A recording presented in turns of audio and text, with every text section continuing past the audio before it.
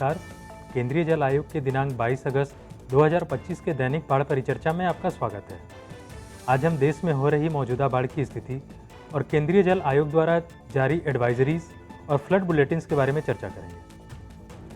आगे बढ़ने से पहले पिछले 24 घंटों में CWC और IMD नेटवर्क द्वारा आज की वर्षा रिपोर्ट के अनुसार प्रमुख वर्षा क्षेत्र इस प्रकार हैं: पूर्वी राजस्थान का मध्य भाग, उत्तर पश्चिम बंगाल और उत्तर उड़ीसा।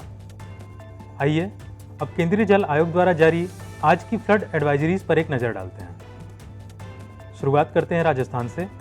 अगले 24 घंटों में चित्तौड़गढ़, भीलवाड़ा, बूंदी, कोटा और सवाई माधोपुर जिलों की नदियों बनास, काली सिंध और अन्य सहायक नदियों में जलस्तर बढ़ने और सामान्य से अधिक बाढ़ की स्थिति बनी रहने की संभावना है। सिरोही, उदयपुर, डूंगरपुर, बांसवाड़ा, राजसमंद जिलों में भारी बारिश की संभावना है।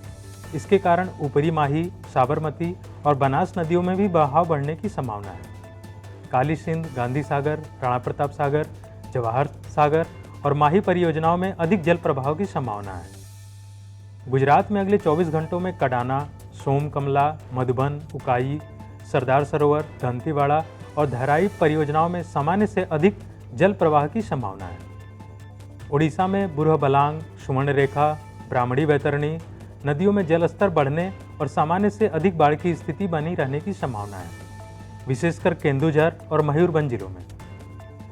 झारखंड में उत्तर कोल, दक्षिण कोल, शंख और बराकर नदियों में बहाव बढ़ने की संभावना है।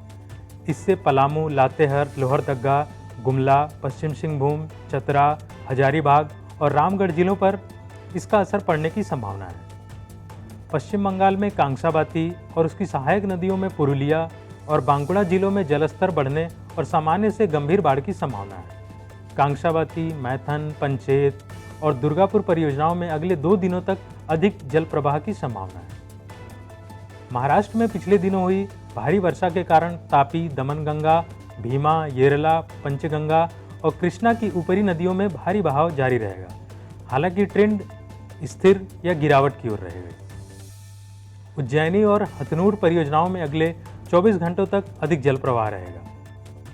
कर्नाटक में पश्चिमी तट और आसपास हुई वर्षा के कारण अगले 2 दिनों तक बेनीहल्ला, मालप्रभा, घटप्रभा, तुंगभद्रा और कृष्णा की ऊपरी नदियों में भारी बहाव जारी रहेगा।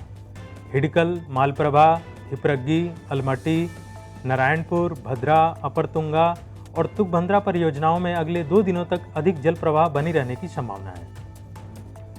तेलंगाना में पिछले दिनों हुई वर्षा के कारण गोदावरी नदी में ऊपर से आया हुआ बाढ़ का पानी नीचे की ओर जा रहा है। इस कारण अगले 2 दिनों तक गोदावरी में सामान्य से गंभीर बाढ़ की स्थिति बनी रहेगी। हालांकि ट्रेंड घटती हुई रहेगी। निजाम सागर, श्री राम सागर, श्रीमाद एदमपल्ली, लक्ष्मी बैराज, PN राव कठमपल्ली परियोजनाओं में भारी जल प्रवाह आने की संभावना है। कृष्णा नदी में भी ऊपरी बहाव के कारण नागार्जुन सागर और PD जुराला परियोजनाओं में अगले 2 दिनों तक भारी जल प्रवाह रहेगा।